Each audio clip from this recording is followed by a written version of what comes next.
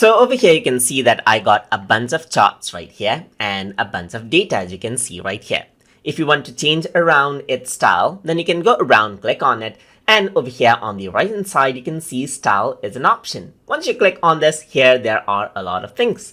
For example, you can disable the header or enable the header. You can also go around and wrap out the text. So if there's multiple line of text, it'll be wrapped out. And you can go around over here and change out the header as well. So you can change around the color, as you can see, and change around different things like its size over here as well. And you can go around and change its font over here, as you can see, just like this.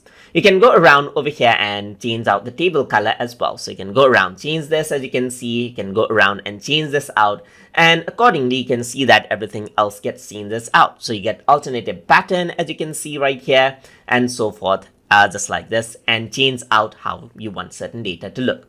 Similarly, you can go around and for the bar as well, you can see that it got its own style right here. So there's color right here, as you can see. You can change around the color right here. So just like this, you can go around, change the color, and there's different things like you can add in a reference line right here, just like this. As you can see, you can click on this and add that in over here as well, and choose out the type of reference line over here as well. And there's different things over here.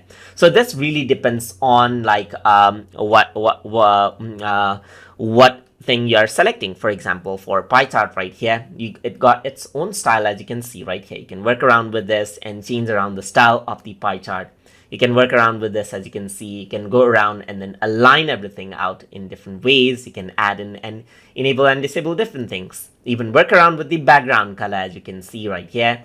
You can work around with different things over here and change this out and just experiment on how certain things actually look. There's like let's say, for example, opacity, as you can see. There's like solid, as you can see right here. And you can also add in something like border shadows, as you can see right here. You can work around with different things over here, as you can see, and change it out according to how you like it. You can also go around and change this out further out according to how you like it. You can center line it, right align it, left align it right here. You can center line this over here as well, left align this, as you can see, and work around with everything with the background color right here again. So the table background color changes out and so forth, as you can see.